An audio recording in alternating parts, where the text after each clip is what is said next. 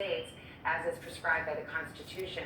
In years past, this was a pro forma exercise, largely ceremonial, and we saw even those envelopes brought in a box that this morning had to be whisked away with members of Congress as protesters stormed the Capitol, stopped the United States government from operating for several hours until now.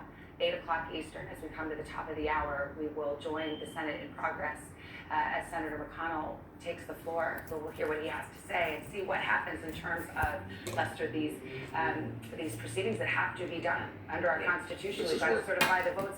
Will the objections go on? Will they go on in the same form that they would have? Will they consolidate them? It is one possibility to move things along. This is where I got on, by the way, this afternoon. We were covering what we thought was the counting of the votes, and very quickly as they went down, they got to Arizona, and that was the first challenge. A member of the House, a member of the Senate, Ted Cruz, and that, of course, meant they could break up into these separate, back in their separate chambers. That's where they were when all this broke out today. So the House members were debating, the members of the Senate were debating, and presumably they'd not finished with Arizona yet. No, and I mean, it takes two to tango. So under these rules, under the Constitution, you need a member of the House and a member of the Senate to lodge an objection to one of the state's electoral votes. That happened today, as we saw, and so that process was beginning where there would be debate in each separate chamber. Now, what we're not sure about is when the Senate convenes, will they fast track it? Will they say, okay, we've debated this, and now let's just get back to counting the votes in a more perfunctory way, the kind of way that had been done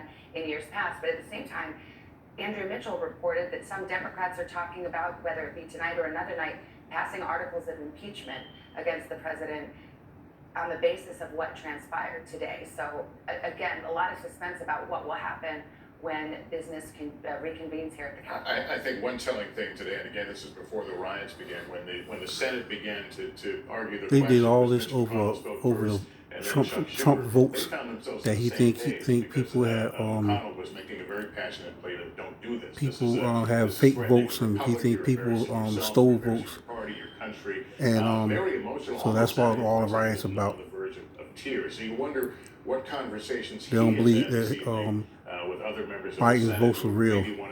Trump thinks his votes are fake. Maybe he's been able to persuade them. That's what we're kind of waiting for. Well, and remember Senator McConnell, who has stood steadfastly by the president throughout this administration, had urged his colleagues late last year not to do this, to just go ahead and let this proceeding take place as it always had on January 6th.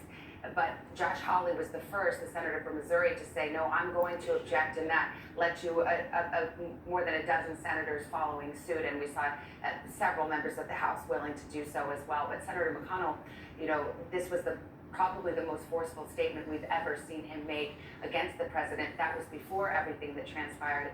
And don't forget the political background here as well.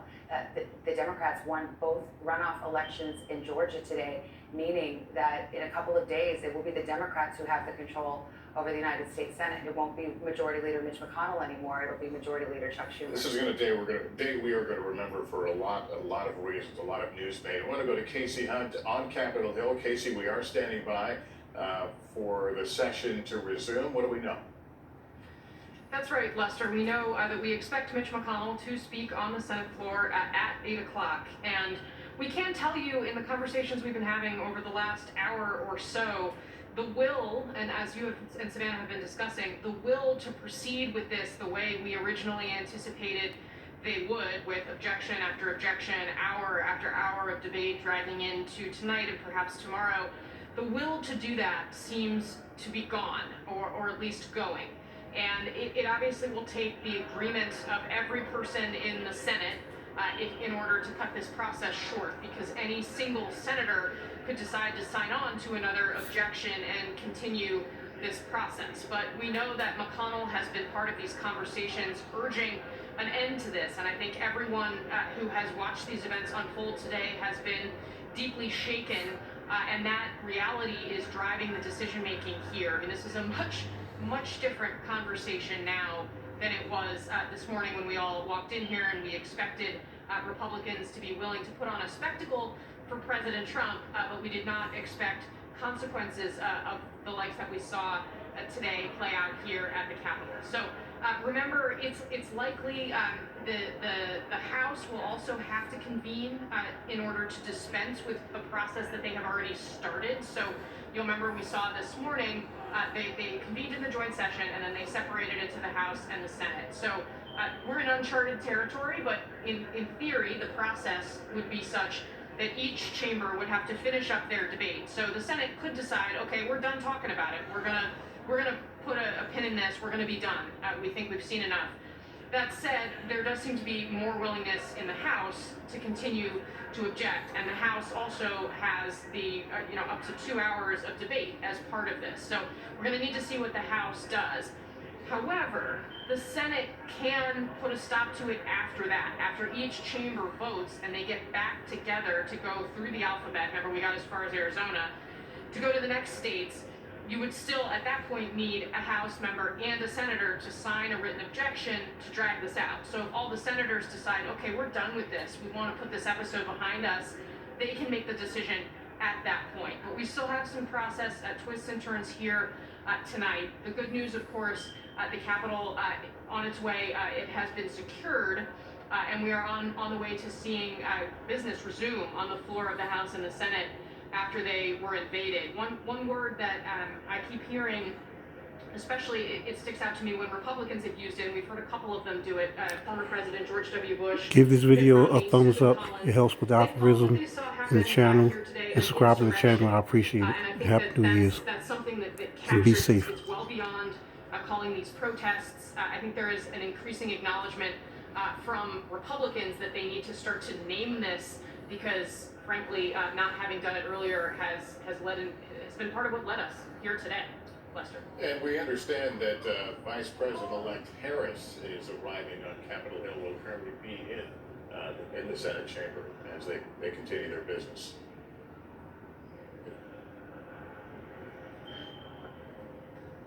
Yes, the Vice President-elect was here earlier today as well, and we of course were very focused on it, and her whereabouts were one of those that we were asking about. Here's the Vice President. Let's go to the Senate floor. With efforts of U.S. Capitol Police, federal, state, and local law enforcement, the violence was quelled. The Capitol is secured, and the people's work continues. We condemn the violence that took place here in the strongest possible terms.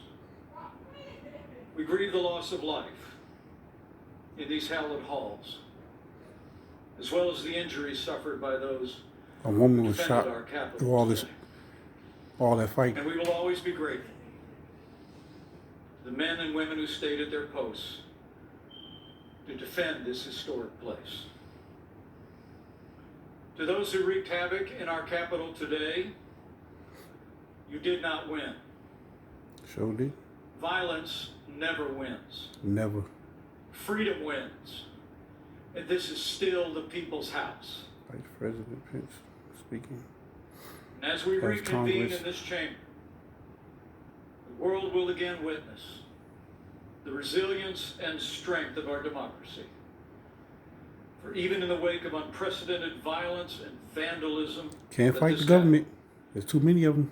the elected representatives They're too strong. of the people of the United States have assembled again on the very same day to support and defend the Constitution of the United States.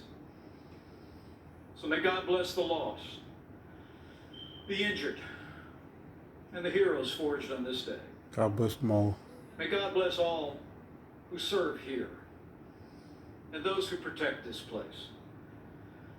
And may God bless the United States of America. Let's get back to work. Back to work.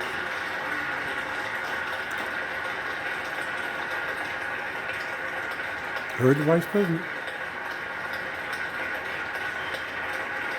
Stop the violence and get back to work.